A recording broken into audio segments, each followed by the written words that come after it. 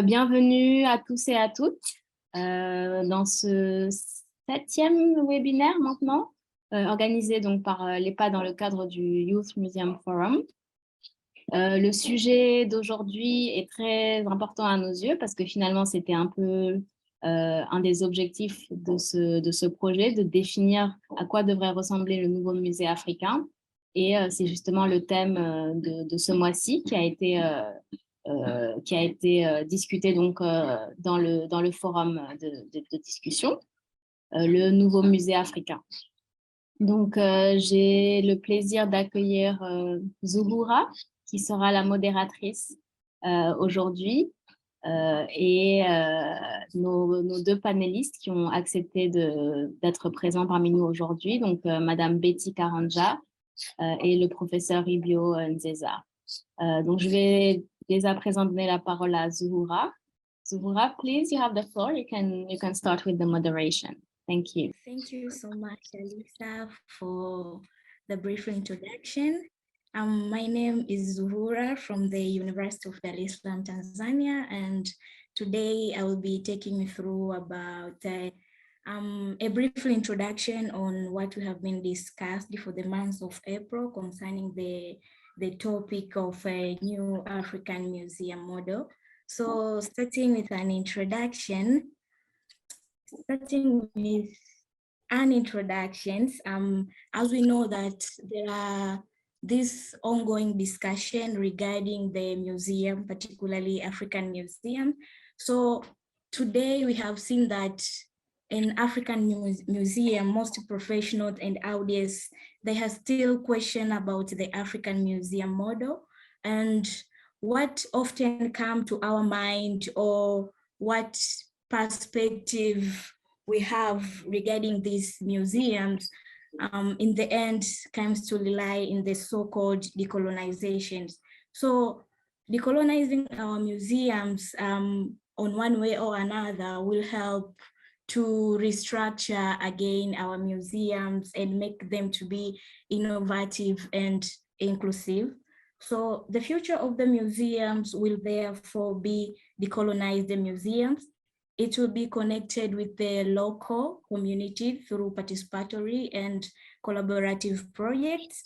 But again, it will place the consultations, cooperations, and innovative interaction with all majority and minorities, with all majorities and minorities together.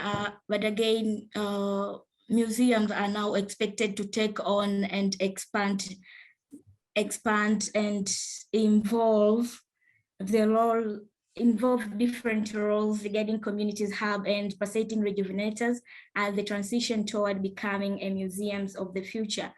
But again, the futures of African museums also use new technologies, and the good thing is previously we used to discuss about how we are going to digitize this African museum so that they can become a place where they can become we can create a welcoming environment for the entire community's audience, particularly youth, who can interact and engage in various exhibitions that are found in our museums. So museums should leverage technology and create immense experiences and increase access by bringing their collections and program beyond the museum's wall. But lastly, the future of African museum will be a key actor in the public policies, as well as strive to foster transparency, reconciliation, and trust among the local and international community. So not only that, the future of African museum that we expect is that it will bring some sort of an inclusion whereby the community who feel that they were neglected, they are not part of it, they could get a chance of being engaged, listen to their views and perspective, so that we can create or we can build the African museum we want. So in the end of this discussion to the forums, we pose some questions which state that what does the museum of the future for Africa look like? So when someone speak about African museum, what comes to our mind? What image comes to our mind regarding the African museum? So today we are going to discuss about this topic, and we have panelists. We have two panelists who are going to take us through the discussions. We will be in a position of sharing their insight regarding the topic. The first panelist we have here is Dr. Ribionzenza. Dr. Ribionzenza hold a PhD in social communication from the Catholic University of Congo. But again, he also hold a master in a cultural industrial management from Senegal and a certificate in business. He also went to London School of Economic and Political Science, but again, his research and teaching focused on a cultural and creative industry, multimedia, and popular culture in its relation to the economic impact of COVID-19 on the African cultural and creative industry sector at a cited industrial sectors. But again, he was cited in two UNESCO reports, Cultural Crisis 2020 and Cultural in Times of COVID. So Professor Nzinze, he's at the Catholic University of Congo and the University of Kinshasa. He has been a director in the Department of Culture of Senegal at the University of Alexandria, Egypt since October 2021, but again, a direct operator of the Francophone. So we also have a second panelist who is known as Miss Betty Karanja. Betty Karanja, she's the senior curator with the National Museum of Kenya, heading the Nairobi Gallery Museum and the National Monument. This position he had for the last 1 year, but again, having worked in the museum for the past 17 years, she has served as the various other capacities like exhibition curator at the Nairobi Museum, curator of Nyeri Museums, but again, she served as an education officer. So with this intensive experience in the museum field, she is highly skilled in curatorial practice, exhibition development, collection management, and building relationship with artists, collectors, donors, and other stakeholders. So Miss Betty, again, she's particularly interested in promoting cultural heritage and preservation of cultural and natural heritage sites and collection. She is committed to using her skills and expertise to promote peace and support sustainable development through cultural understanding. But again, she has also been involved in various projects geared toward realizing and decentralization as well as decolonization of the museum. So without wasting time, let me welcome Dr. Nzenza so that... Excuse me. First, before giving the floor to the panelists, I would like to first make a summary of the discussions. Okay. Then you can give the floor to the panelists. But thank you very, very much for introducing the subject as well as the panelists. Thank you. Alors, donc, je vais d'abord, donc, avant de donner la parole à nos invités, faire un bref résumé des discussions qui ont eu lieu donc, sur le forum en ligne. Et donc, en fait, les deux questions, la question qui a été posée donc, ce mois-ci était donc d'inviter les participants à définir ce à quoi ressemble le musée du futur pour l'Afrique, selon eux, et également de partager des projets et des expériences qui puissent montrer le bon exemple. Alors, voici donc quelques réponses des participants. Pour commencer, donc, pour ce qui est de la définition du musée africain du futur selon les participants, voici quelques exemples ici. Donc, par exemple, Carly explique que pour lui, le nouveau musée conservera ses vestiges et fera savoir notre histoire aux générations futures. Tafa explique que le musée du futur doit être un espace symbolique et dynamique qui préserve et transmet le patrimoine culturel tangible et intangible d'une communauté. Laurine explique que selon sa conception, ma conception du musée africain du futur est un espace vivant, un espace de transmission et de retransmission culturelle, un milieu qui allie à la fois la tradition et la modernité. On a encore une fois Laurine qui explique que pour elle, le futur musée africain devrait être un cadre de développement socio-culturel et économique. Carly explique que le musée du futur est un musée en réseau où chaque bien de chaque pays devient un bien mobilier du patrimoine culturel africain que nous devons tous protéger. Et enfin, Unigwe explique que le futur musée africain doit être vivant pour booster un développement endogène et soutenir les initiatives de réalisation collective tout en intégrant les nouvelles technologies. Donc, voici donc quelques extraits. Notamment ici Franck et Mayou et Laurine, qui expliquent donc leur conception du futur musée africain. Et donc, pour ce qui est ce que devraient être, en tout cas, les objectifs du nouveau musée africain, voici ici quelques exemples.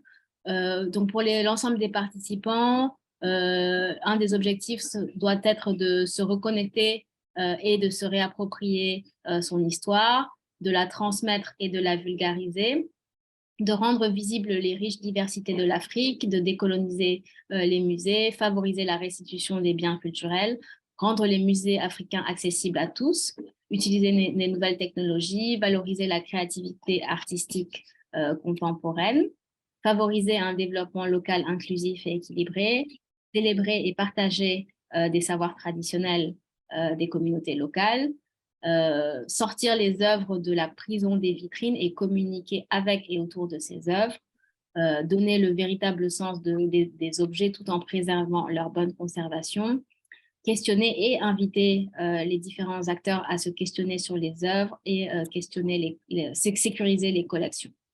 Donc, voici quelques illustrations tirées du forum.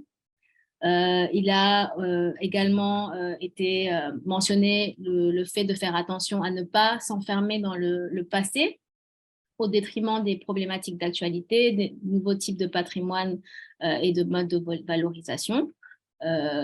Également, on a évoqué donc l'intégration des objectifs de développement durable et la création de conditions adéquates de conservation et de valorisation avant d'envisager le retour des œuvres quand on parle de restitution des biens.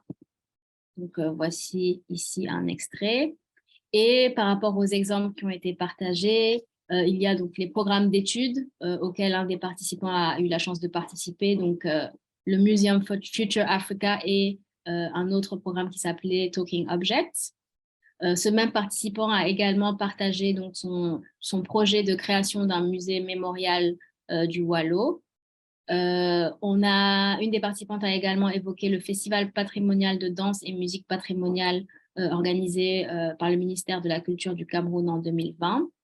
Un autre participant a partagé l'expérience des missionnaires SMA de Lyon et notamment donc du musée Carrefour des cultures africaines et a fait un parallèle avec la cellule diocésaine du patrimoine religieux à Porto Novo qui s'inspire beaucoup de cette expérience. Et enfin, l'exemple de la restitution des 26 œuvres au Bénin a également été évoqué comme un beau cas d'exemple. Donc, voici par exemple le projet que je mentionnais tout à l'heure, qui est donc le projet d'un des participants sur un musée mémorial au Wallo. Et ici, une photo d'un des participants qui a eu la chance de participer au projet de restitution des 26 œuvres et plus particulièrement à la clôture de l'exposition et à la conservation des œuvres par la suite. Voilà pour ce qui est du résumé. So now, Zuhura, I will give you back the floor to continue with the moderation and the invitation of panelists. Thank you very much. So now let me welcome Dr. Ribio so that he can provide his insight regarding the discussing topic. Bonjour, welcome to all. Je vais m'exprimer en français et les services de traduction interprétations pourront faire le reste. Bonjour, je m'appelle Ribionze Zabouké-Tiboussé. Je suis actuellement directeur du département culture à l'université Senghor à Alexandrie, en Égypte.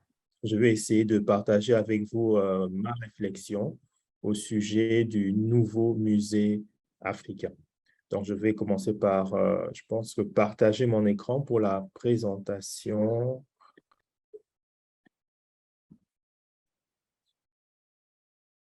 Voilà, c'est envoyé. Donc, moi, je commence.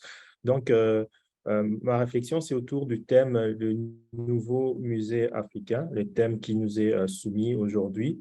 À le lire, peut-être on peut penser à un nouveau bâtiment, le nouveau musée africain, un bâtiment qui sera érigé, un bâtiment qui sera construit, ou peut-être quel sera le contenu du musée africain du futur. Et selon ma compréhension, je pense beaucoup plus à une nouvelle façon de faire, une nouvelle façon de gérer un musée, une nouvelle façon qu'un musée en Afrique est en mesure d'offrir des services au public. Donc, le musée reste un musée, donc il y a des critères, il y a des obligations auxquelles une institution muséale doit répondre. Cela est universel. Donc, les musées africains où les Africains font partie de l'ICOM, donc il y a des principes généraux qui sont fixés au niveau international que toutes les parties sont censées appliquer. Mais maintenant, dans le concret, dans la vie de tous les jours, comment est-ce qu'un musée en Afrique, un musée qui se dit africain, doit-il servir les publics, doit-il faire sa programmation?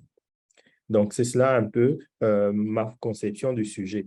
Et la problématique a été bien soulevée à l'introduction. Donc, il y a deux questions auxquelles répondre. La première, à quoi ressemblerait le musée du futur pour l'Afrique? Et j'ai essayé de dire que ce n'est pas un nouveau bâtiment, mais c'est dans la façon de gérer ce musée, dans la façon dont ce musée va rendre des services au public. On pourrait reconnaître les particularités d'un musée africain.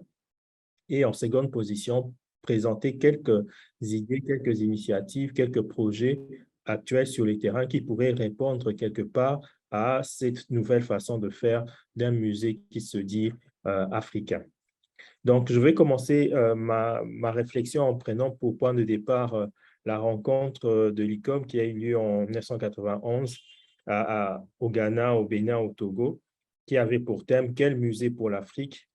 Patrimoine en devenir ». Et au cours de cette rencontre, il y a une personnalité importante, l'ancien président du Mali, qui était à l'époque président de l'ICOM international, Alpha Omar Konaré, qui avait fait une déclaration qui est restée plus ou moins célèbre, je le cite, « Tuer le modèle occidental de musée en Afrique pour que s'épanouissent de nouveaux modes de conservation et de promotion du patrimoine ». On parle beaucoup de décolonisation de musées. Voilà, c'est évoqué déjà à cette époque-là. Je ne vais pas m'y attarder, mais je vais beaucoup plus considérer la dernière partie de sa citation, la dernière partie de sa déclaration. Ce sont les nouveaux modes de conservation, de promotion du patrimoine. Je pense que c'est à ce niveau-là que les musées en Afrique pourront marquer leur particularité par rapport à d'autres musées sous d'autres cieux. Et comment est-ce que je vais y parvenir? Dans ma méthodologie, je partirai de la nouvelle conception du musée aujourd'hui et à partir de là, je vais tirer un peu les points sur lesquels les musées africains pourraient beaucoup plus s'investir dans le sens de pouvoir refléter une nouvelle façon de faire, de nouveaux modes de conservation et de promotion du patrimoine. Et comme nous le savons bien, le 24 août 2022, le Conseil international des musées a adopté une nouvelle définition des musées.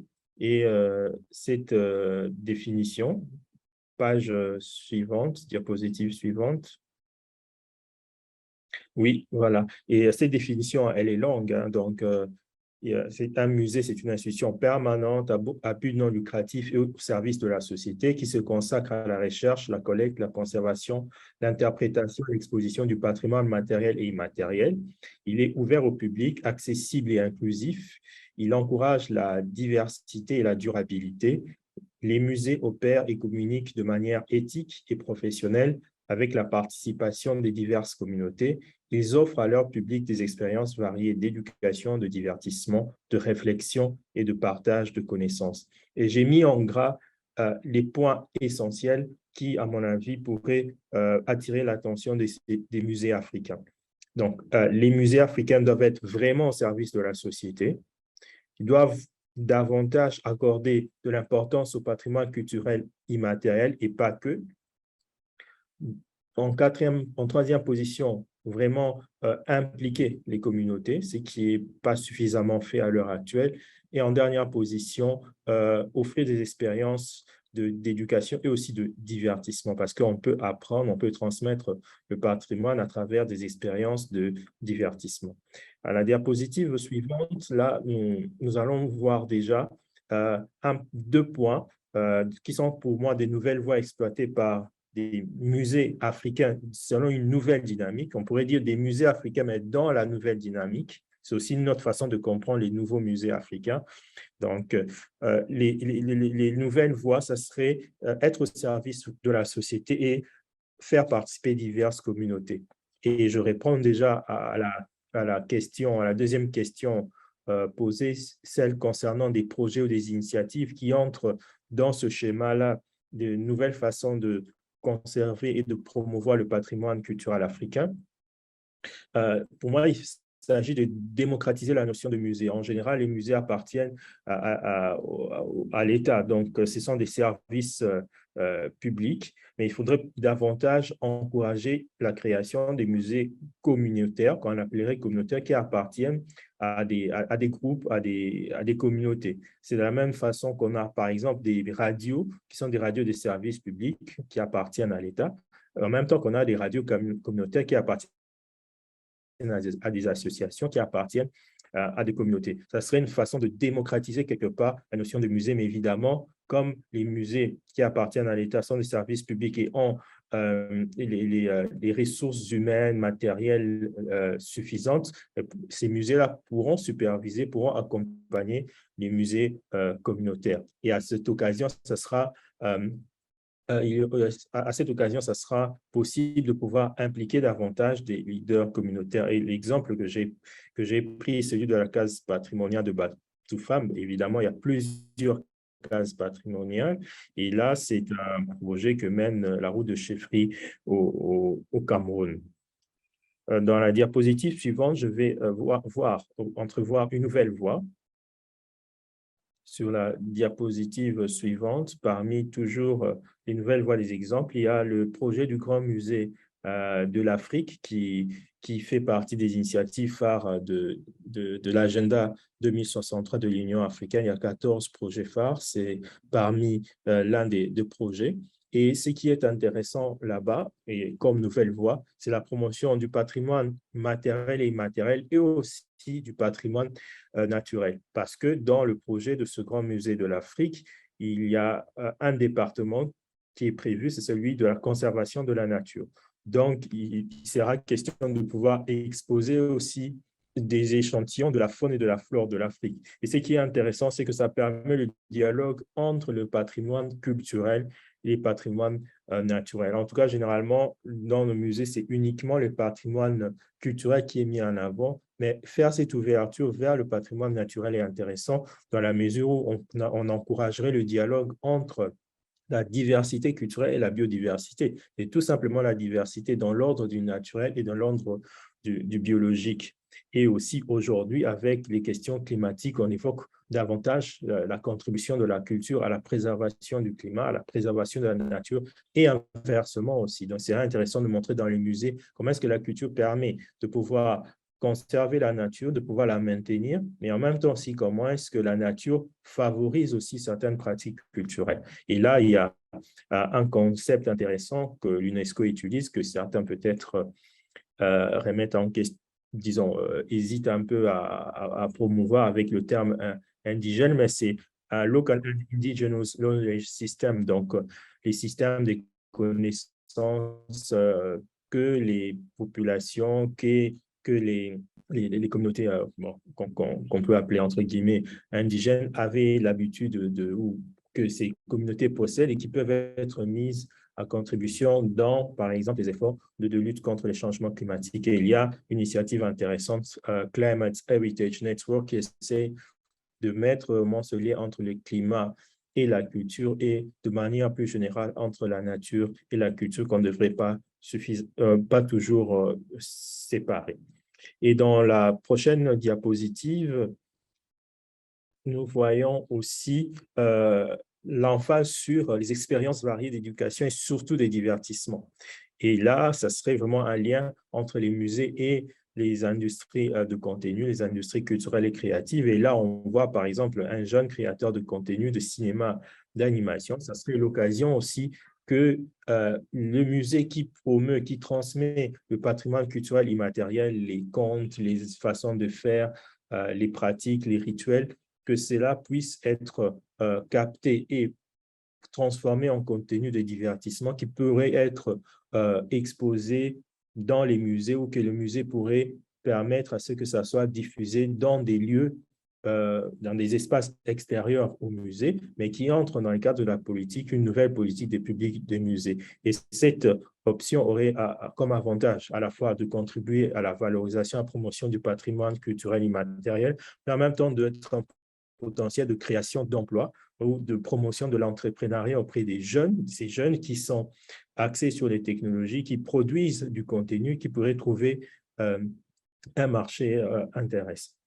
Et je continue sur cette lancée dans la diapositive suivante, où, par exemple, grâce aux nouvelles technologies, on peut réaliser, je pense que cela a été peut-être souligné bien avant, des expositions virtuelles. Là, j'ai pris l'exemple de l'exposition des costumes traditionnels du Cameroun réalisée par l'association Patrimondus qui pourrait, dans les cas de la collaboration, il y a une collaboration avec le Musée national du Cameroun et ça pourrait être un exemple que pas mal d'autres musées sur le continent pourraient mettre en œuvre.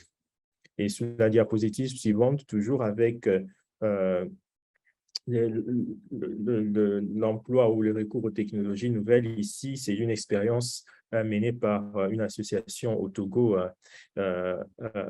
ACD, Action Culture, Action Culture et Développement du Sud au Togo. C'est grâce aux technologies immersives permet de pouvoir visiter le riche patrimoine culturel matériel du Togo. Donc, grâce aux technologies immersives, c'est une voie pour pouvoir créer de l'emploi parce que dans le cadre de ce projet, c'est une association qui a du personnel, qui utilise les technologies et qui met cela au service de la promotion du patrimoine. Et ça serait plus intéressant que les musées s'inscrivent dans des collaborations qui promeuvent ces genres d'activités. Et dans la diapositive suivante, on voit comment est-ce que cela permet vraiment de servir les communautés. Là, on a une maman qui vend, mais qui, grâce à une technologie immersive, est en mesure de pouvoir visiter quelques pans du patrimoine culturel togolais. Et sur la photo d'en bas, là, on voit comment est-ce des activités de ces expériences peuvent être mises au service des élèves dans une école dans cette perspective de promotion du patrimoine. Mais si c'est dans le cadre d'une coopération avec un musée, ça serait une nouvelle façon de faire de nouveaux modes opératoires pour des musées qui se disent africains, qui répondent vraiment aux besoins des populations et qui vont à l'encontre des détenteurs des savoirs pour continuer à récolter les informations et les données. Et sur la diapositive suivante, je voudrais conclure au fait pour dire que les musées africains ne seront pas vraiment des nouveaux musées en termes de bâtiments, parce qu'on a besoin peut-être de bâtiments qui répondent aux normes, comme je l'ai dit, mais ils gagneraient à vraiment s'inscrire dans l'esprit du temps. Là, j'emprunte à Edgar Morin, le sociologue, philosophe centenaire français. Dans l'esprit du temps, c'est quoi l'esprit du temps? C'est qui marche aujourd'hui et qui pourrait attirer du public, qui pourrait être pertinent. Et c'est quoi? C'est tout simplement raconter et transmettre le patrimoine culturel, puiser à la source, c'est-à-dire patrimoine culturel auprès des détenteurs des savoirs et qui permet aux jeunes, qui permet aux personnes à qui ces informations seront portées de pouvoir replonger dans de replonger dans les sources de leur histoire et se situer en tant que citoyen, en tant qu'Africain. Et ce fait de raconter, de transmettre du patrimoine culturel puisé à la source devrait recourir aux technologies actuelles parce que c'est l'esprit du temps et qu'on ne devrait pas s'en passer, tout en créant des opportunités qui favorisent l'entrepreneuriat, qu'il y ait des possibilités pour des jeunes de pouvoir créer du contenu qui seront au service des musées et qui serviront les diverses populations. Voilà en gros ma réflexion sur la question et je suis disponible pour répondre aux questions et peut-être creuser d'autres points qui n'auraient pas été suffisamment mis en avant dans ma présentation. Merci. Merci beaucoup, professeur, pour cette présentation. Moi, je me posais la question donc, par rapport à votre background et votre travail au sein de l'Université Senghor. Je me demandais comment étaient enseignées toutes ces questions autour du musée donc, au sein de l'Université Senghor et je ne sais pas, dans d'autres universités ou d'autres écoles dans lesquelles vous avez l'occasion d'enseigner. Est-ce que ces questions sont évoquées en fait auprès des étudiants aujourd'hui? Merci beaucoup. Merci. Par rapport à l'expérience de l'Université Senghor, nous avons effectivement des cours qui accordent l'attention à ces préoccupations importantes. Bon, nous avons par exemple des cours classiques sur l'inventaire, la conservation, la restauration de biens culturels, des cours sur la préparation de dossiers pour inscrire un bien sur la liste du patrimoine mondial. Nous avons un cours sur la restitution, sur le marché de l'art, sur la restitution des biens culturels. Donc, il y a à la fois des aspects techniques sur le fonctionnement d'un musée, sur le fonctionnement d'un équipement patrimonial, mais aussi des problématiques qui sont un peu liées aux réalités africaines, notamment celle de la restitution, même si ça concerne aussi d'autres espaces à travers le monde, mais c'est une question qui se pose avec prégnance actuellement. Et en même temps aussi, même dans les aspects techniques, nous avons des enseignants qui connaissent bien le terrain africain, qui essayent de montrer dans quelle mesure on peut tenir compte à la fois des standards internationaux en la matière et essayer de travailler en fonction des réalités et des situations locales, des situations sur le terrain. On peut avoir peut-être en matière de conservation, peut-être d'autres types de matériaux qu'on ne pourrait pas peut-être acheter avec suffisamment de moyens, mais dont on pourrait trouver des succédanés ou des produits de substitution. Donc, pour répondre à votre question, il y a des notions de base ou des notions techniques sur la gestion d'un musée, mais en tenant compte aussi des réalités du continent et aussi des questions transversales comme celle de la restitution qui permettent aux étudiants de manière technique pour savoir comment est-ce qu'on mène une démarche en matière de restitution sur le plan juridique, sur le plan diplomatique, sur le plan opérationnel et en même temps aussi comment avoir des orientations claires en la matière.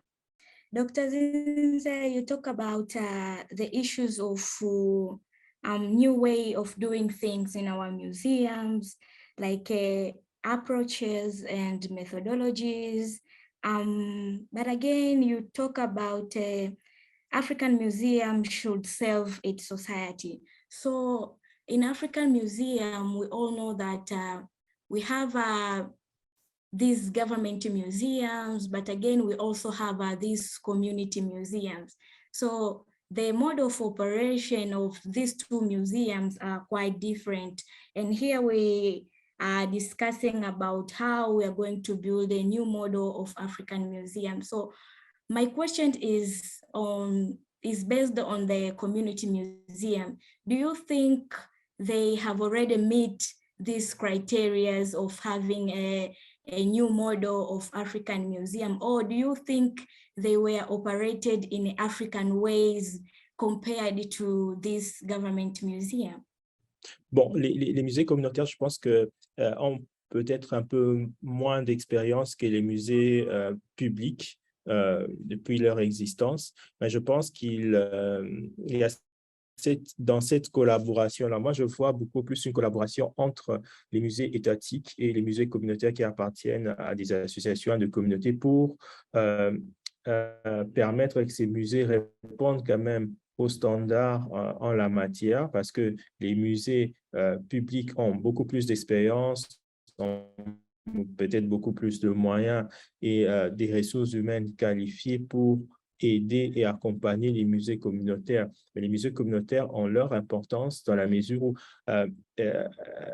ces musées sont vraiment au cœur des sociétés, au cœur de communautés et sont en dialogue direct avec, beaucoup plus direct avec les détenteurs de savoir. Moi, je pense qu'ils sont déjà dans cette orientation des nouveaux musées africains qui servent vraiment les communautés, parce que ces musées-là appartiennent déjà aux communautés, alors que quand on a un musée public, c'est vraiment c'est une institution qui appartient à l'État et qui travaille dans un cadre bien déterminé, qui doit faire l'effort d'aller faire le communauté, alors que les musées communautaires sont déjà au sein de cette communauté-là, au sein de cette société. Donc, l'effort serait beaucoup plus une collaboration entre les publics et les musées communautaires. Et ces musées communautaires, du fait qu'ils soient déjà au sein des communautés, ont cette dynamique dans ce que moi je considère comme de nouveaux musées africains, quitte à recevoir un peu plus d'orientation et d'encadrement scientifique et technique auprès des musées les plus avancés, tels que les musées publics. Mais je pense que les musées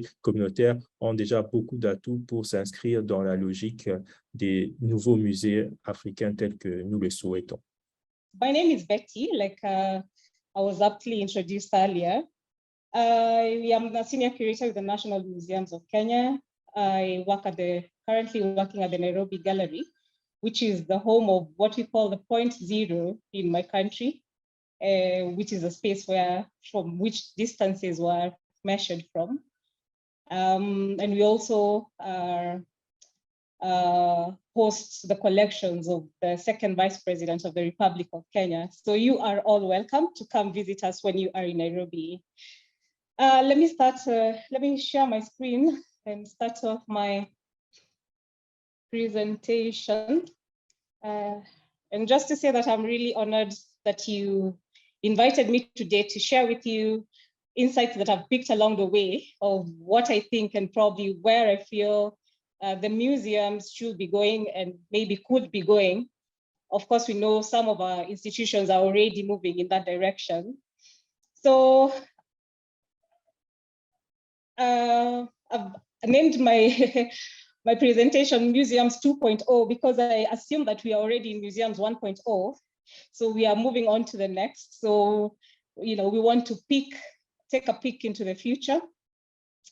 And when I was thinking about this topic, I thought there is no better way of thinking about the future than first, thinking about where we are coming from. And this is illustrated very well with an analogy of the Sankofa bird. Sankofa means to retrieve in the Twi language of Ghana. And as you can see in this image here, the bird is illustrated with its head turned backwards, while its feet face forward, and it carries a precious egg in its mouth.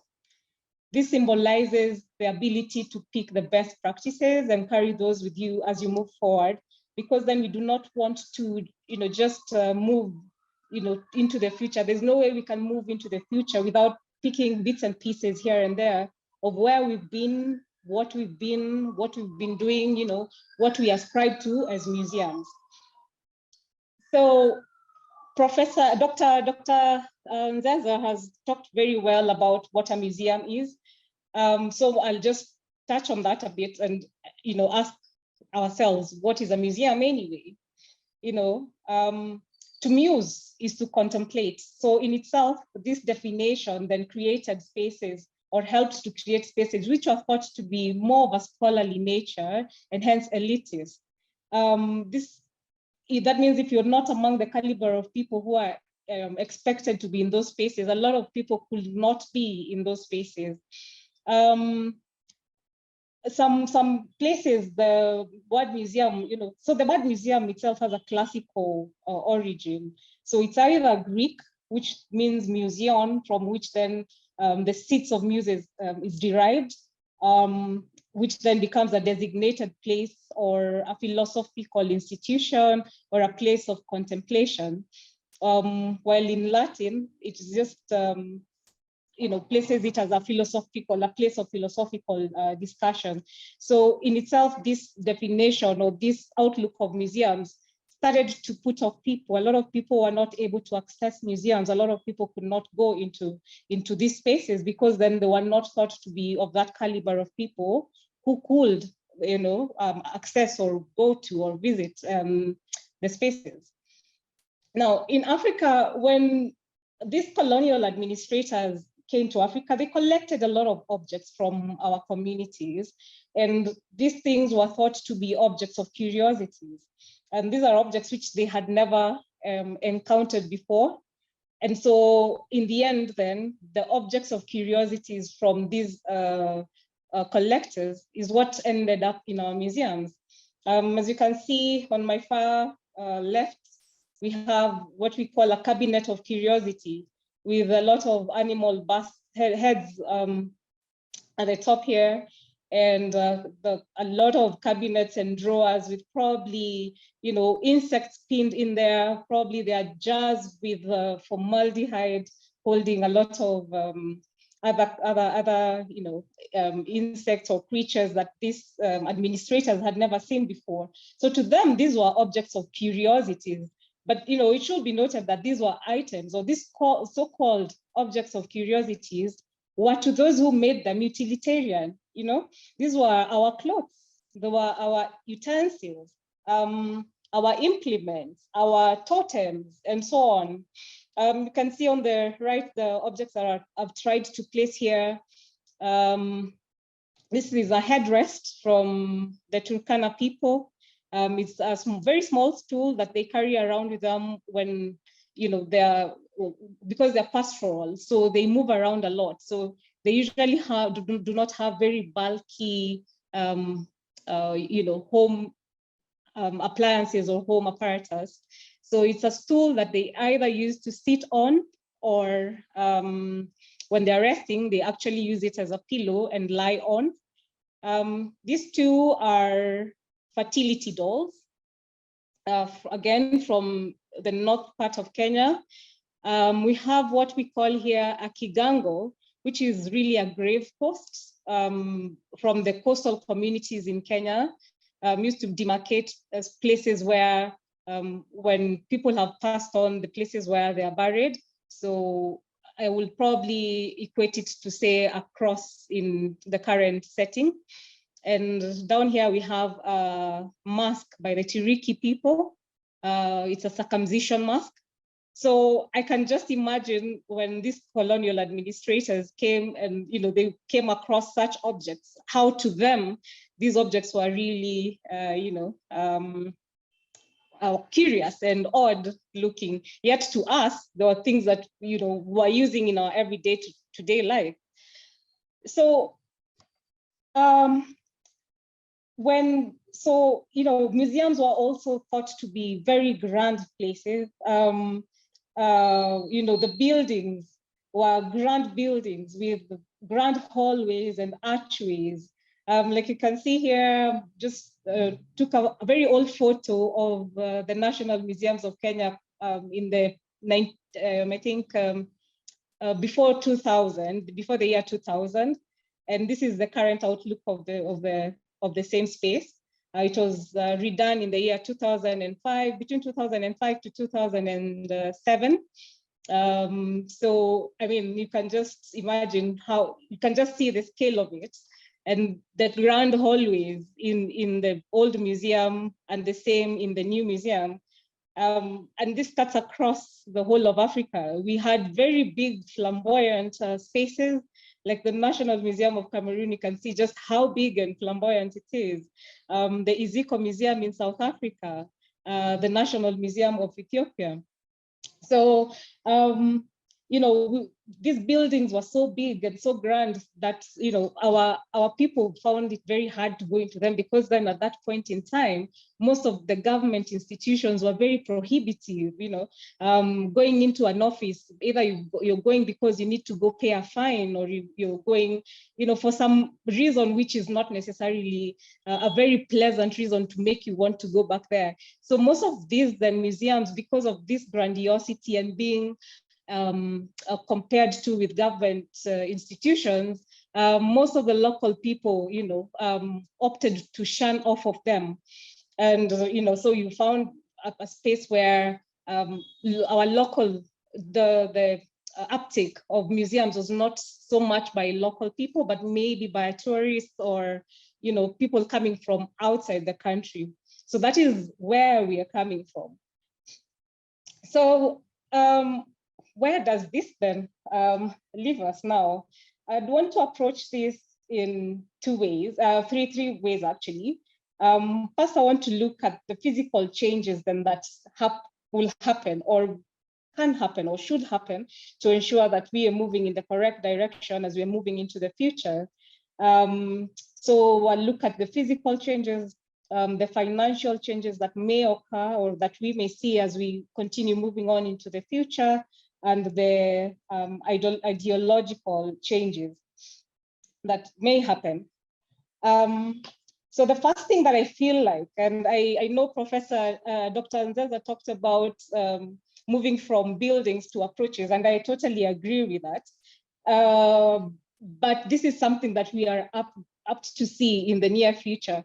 Changes from this kind of grandiose, you know, very Western Victorian architecture to a more subtle African feel museums. So what you're seeing here is the what we call the African Heritage House. It was done by one Alan Donovan and hosts a very good collection from both East Africa and West Africa mostly. And it was, he got inspiration for this space from the museum in Mali. I think this is the museum, the mosque actually is a mosque in Mali. Forgetting what they called it now. Then the Maropeng Museum, for example, in South Africa, where now we are seeing the space looking like a burial mound to begin with. So this is the entrance to the museum, and it is a burial mound. Because then the museum itself really talks about a paleontological exhibit. So then, because these are exhibits that were, you know, carved out from the ground, and, you know, archaeologists did go out and exhumed them, then that's the outlook of the museum. So it's not really the Western kind of archaeology that we are used to seeing. But then as you go on into the museum and then out on the other side, you find this very interesting, very futuristic looking facade of the museum.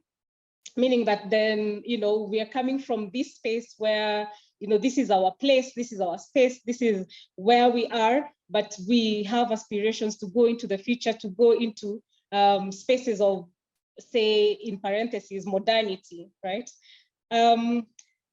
Here is the Uhuru Garden Museum and National Monument here in Kenya. It is yet to be opened to the public, but the outlook again is the same. We are really looking inward to get this architecture as opposed to looking outward, as opposed to aping the West and the kind of Western architecture that has been done there. So the inspiration in this particular space was the shield and spears, which is found in our flag and our emblems, whereby then we are picking things that people from within, our local people then are able to identify with.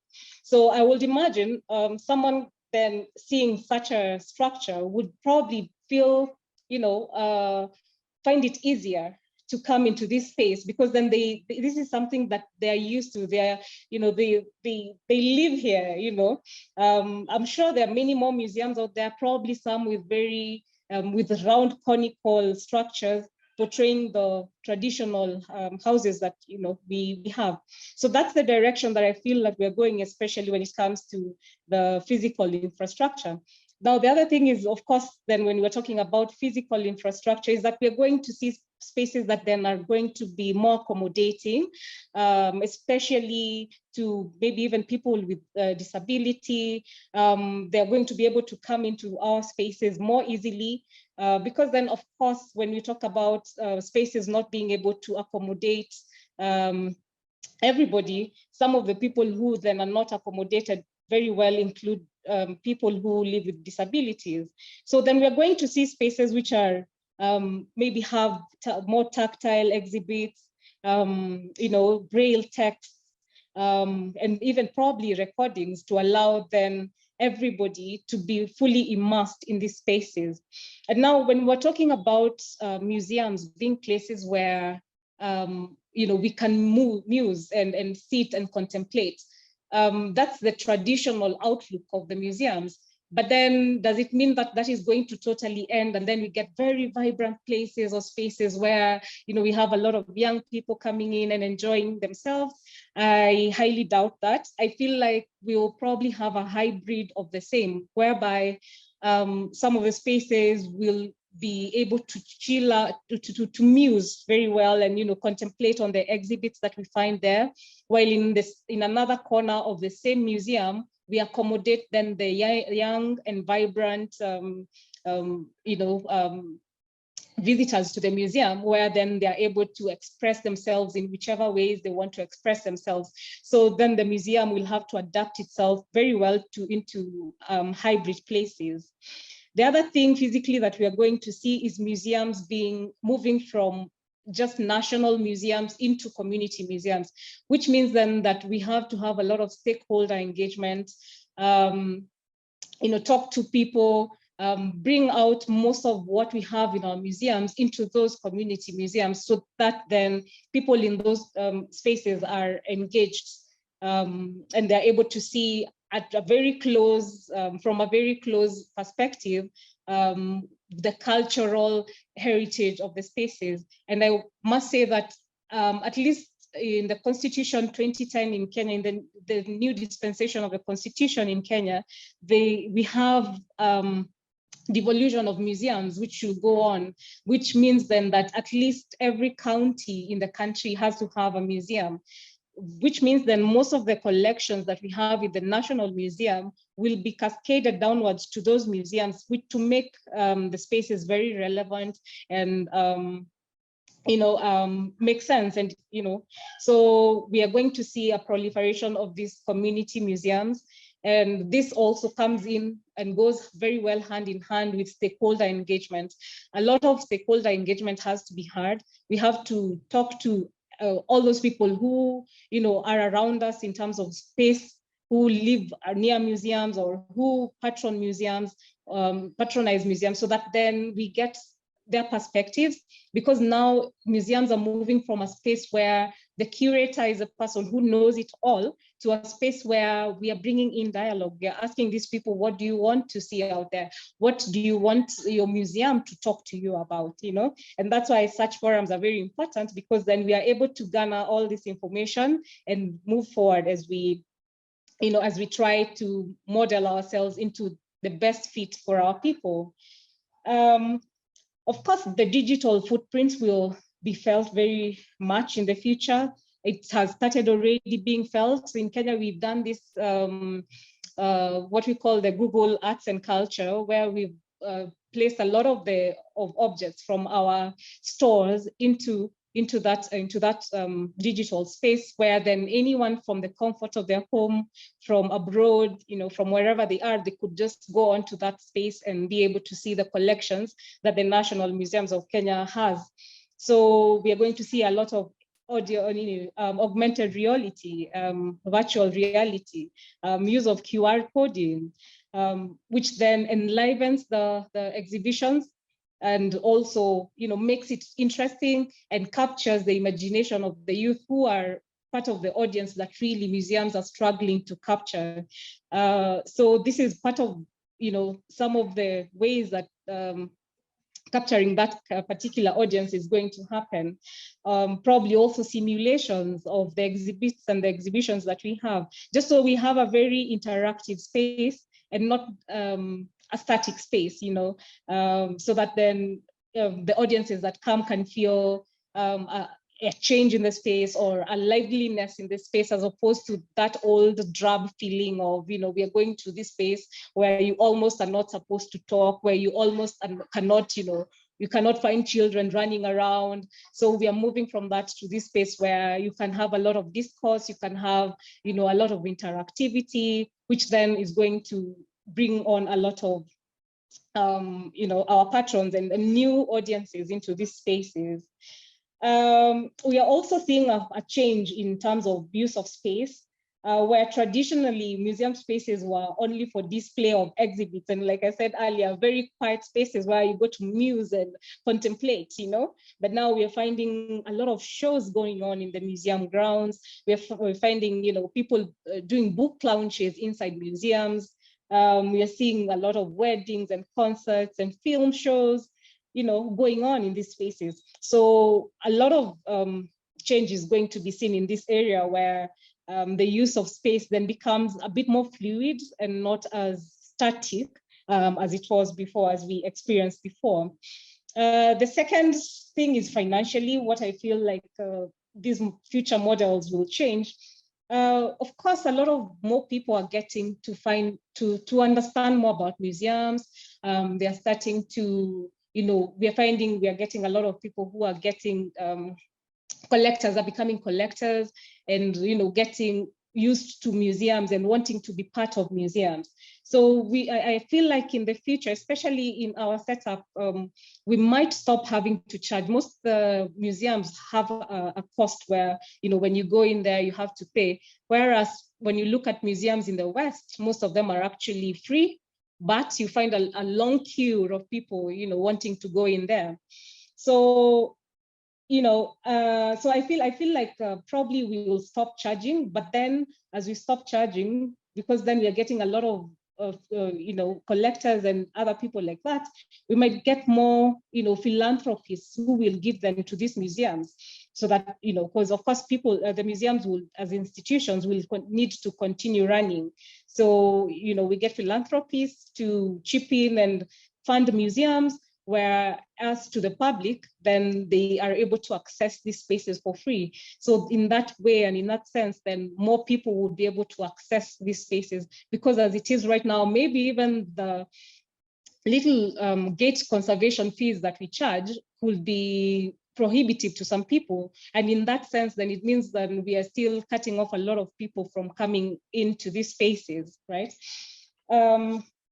So it means then that, of course, then there's going to be a lot of appreciation of art and culture by more people then, who are then going to be the philanthropists giving back to these institutions. I also feel like ideologically, museums are going to change. Like I mentioned earlier, stakeholder engagement definitely has to increase.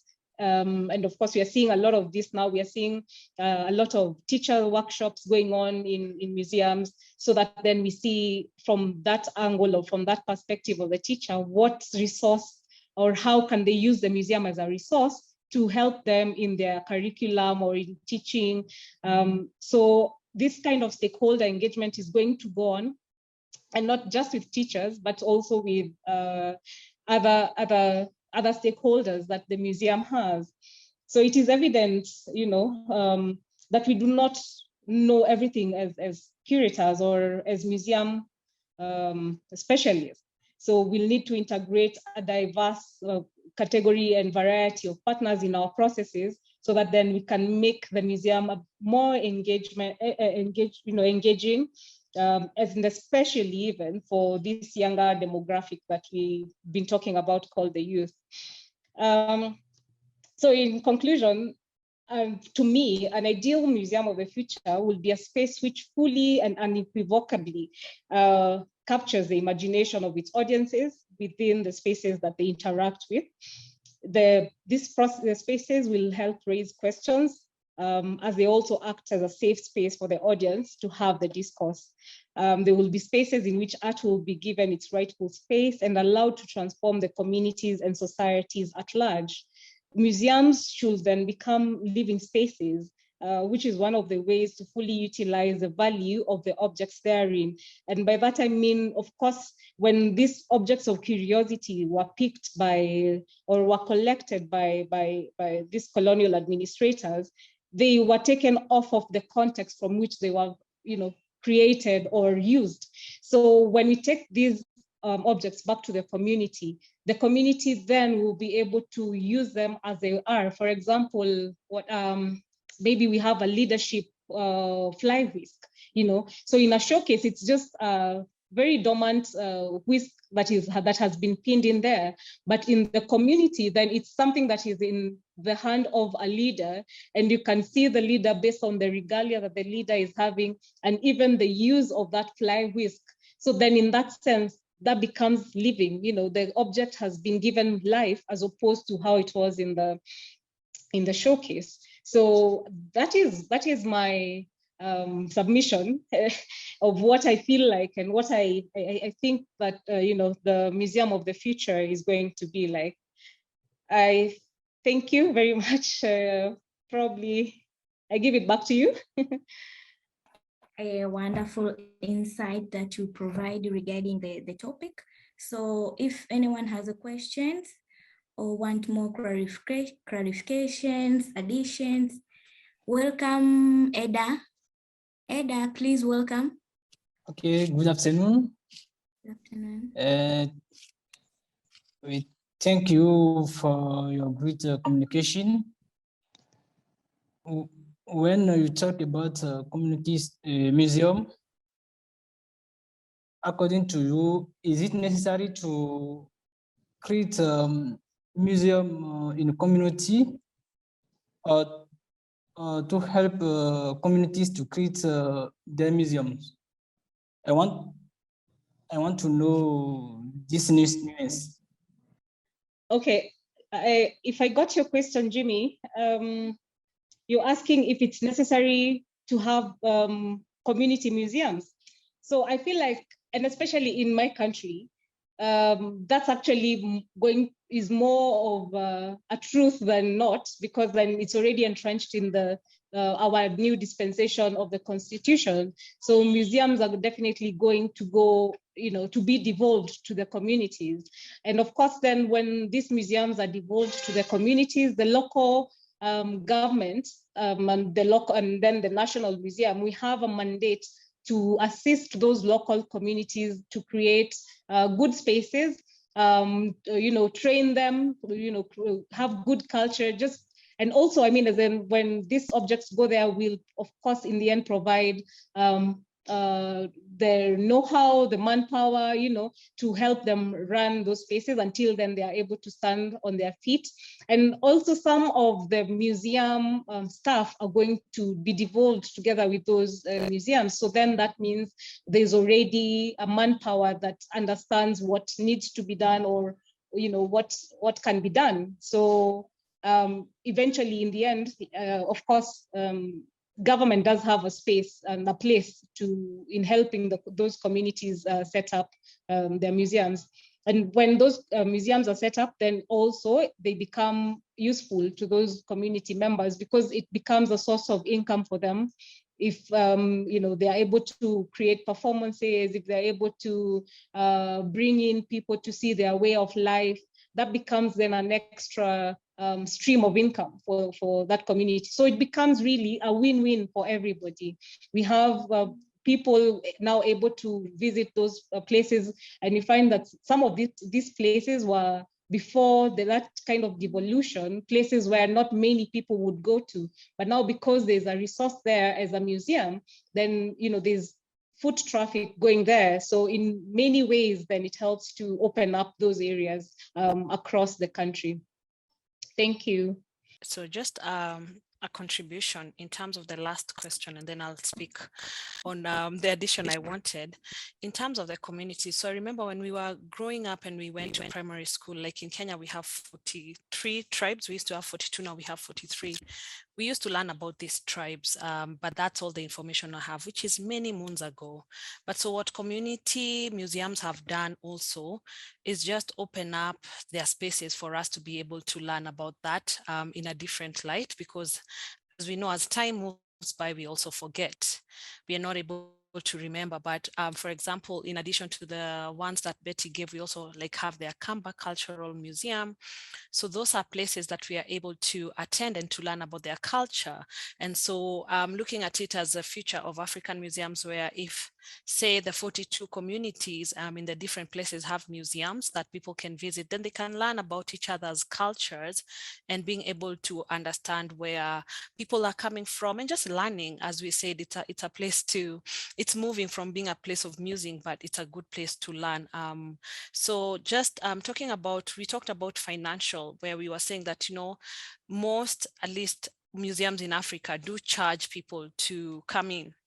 And so one of the things maybe that I wanted to ask Betty, or just wanted to hear her views, and even our professor who spoke earlier, is the issue of memberships, because we know that we are trying to come up with a solution to the non-attendance of museum, especially with young people in Africa. But say we have a Pan-African membership, either through the African Union, where if I'm in Benin, I can come with a pass, a membership pass, where I can go visit the museum there. If I'm in Senegal, or if I'm in East Africa, you know, if we have a united pass that allows us, because then you're able to want to visit more museums, maybe a discounted rate, where if you have that pass, then I know that I can visit the museum in Benin for half the price. So I think it's something that maybe you can mention, because you were talking about the long queues, and even just with the long queues, I think it goes hand in hand with technology, where we have people booking their visits before they already go there. So we don't have a long wait of people. We already know our capacity is maybe 200 people for tomorrow. So we already have people going online to book. But we also know that in Africa, we are having issues with internet. We are having issues with technology. So how do we get people who are not technologically savvy to be able to access these museums? So that's it. Thank you for the opportunity.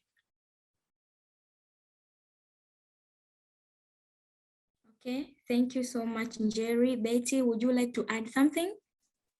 Yeah, sure. Thanks, Njeri, for that. No, in terms of memberships, I know if you're a member of ICOM, which then represents all, or yeah, actually it's the mother body of all museums. So once you become a member of the ICOM, and you have your ICOM card, when you go across the museums, even in Kenya, then you're able to go in for free. So that is one of the memberships then that we would advise most people to. And the ICOM in Kenya is really a strong body. It's a strong movement. And a lot of people have been encouraged and are actually joining in.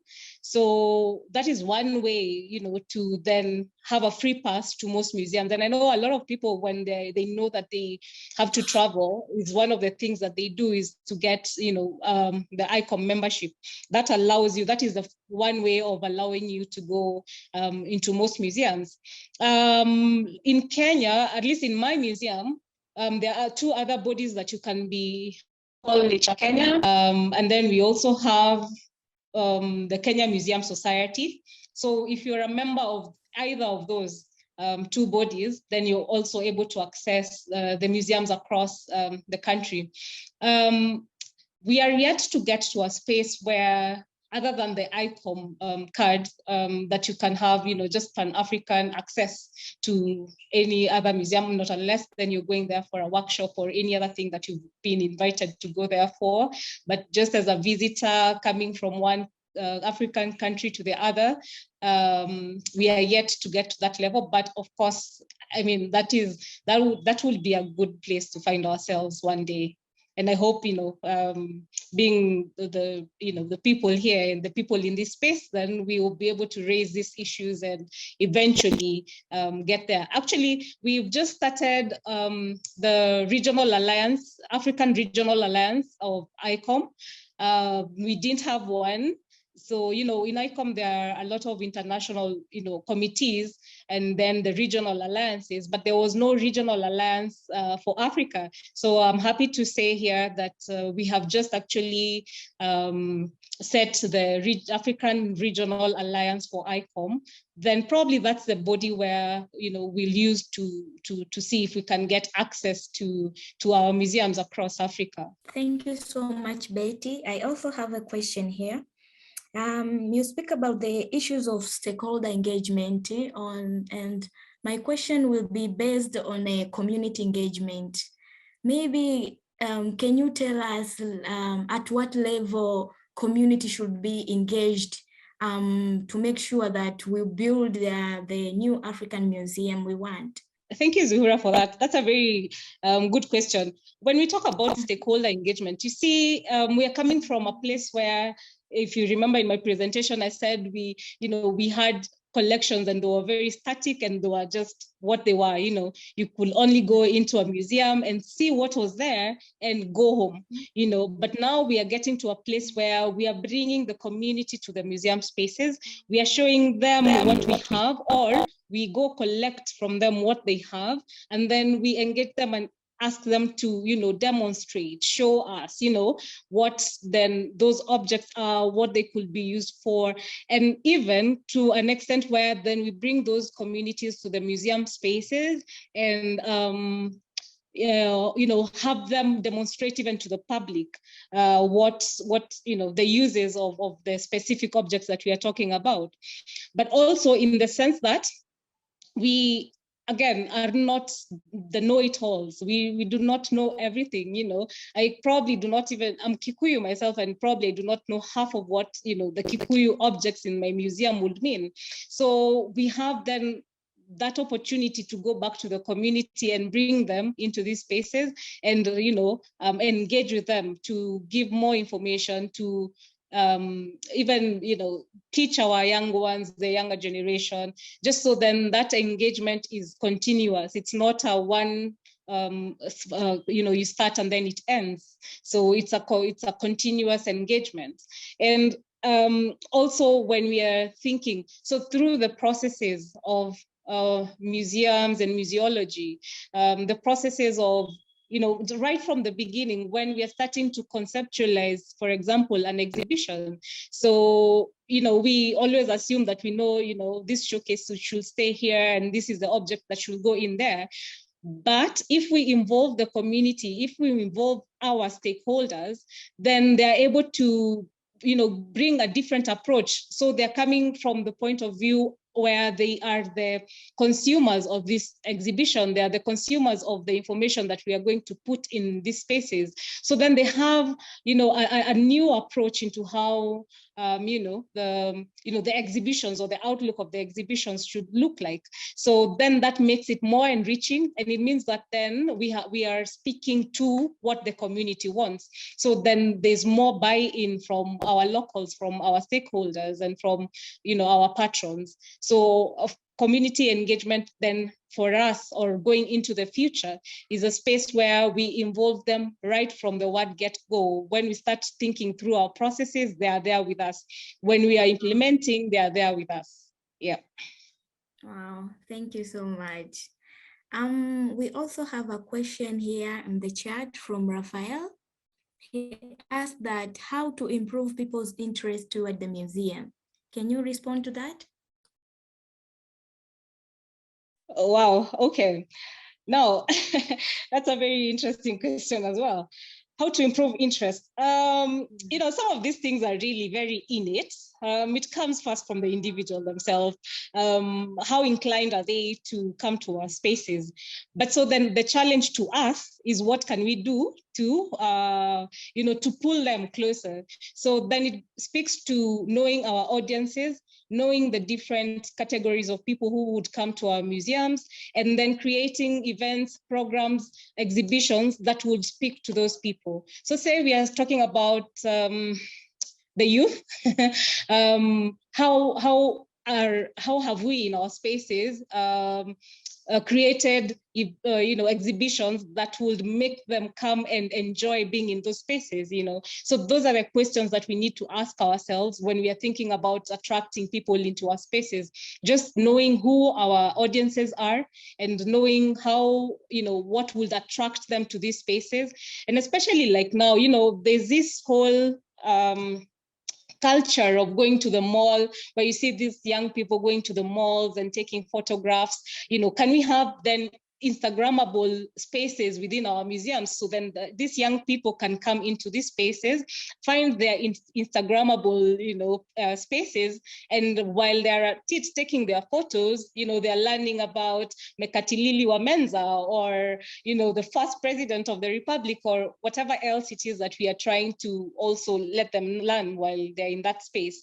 So it's just to have a very good mix of that, just knowing who our audiences are and knowing how or what would interest them.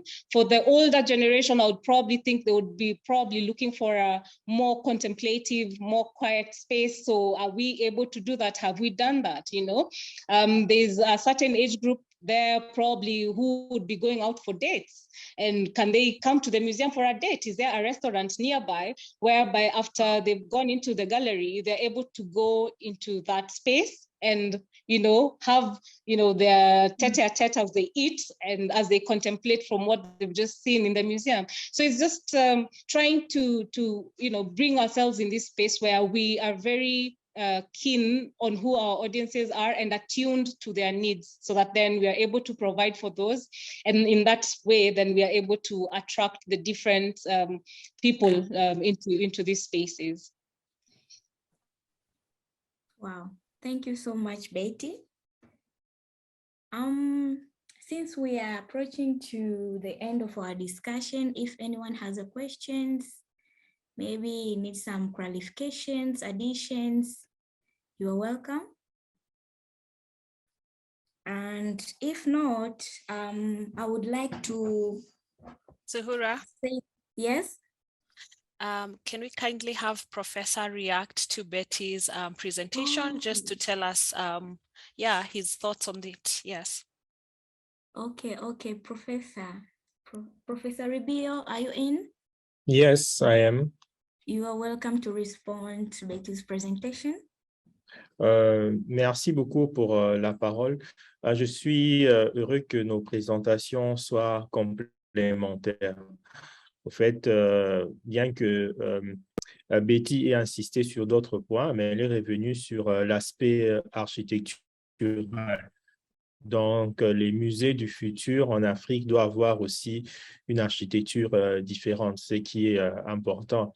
Par exemple, quand on voit l'architecture du musée de la civilisation noire au Sénégal, c'est inspiré du Great Zimbabwe. Donc, il faudrait déjà que le continent lui-même fasse référence au patrimoine avant de voir les objets qui sont exposés à l'intérieur du musée. Et de mon point de vue, j'ai essayé d'exploiter davantage pas les aspects architecturaux, mais beaucoup plus le contenu, les modes opératoires qui étaient pour moi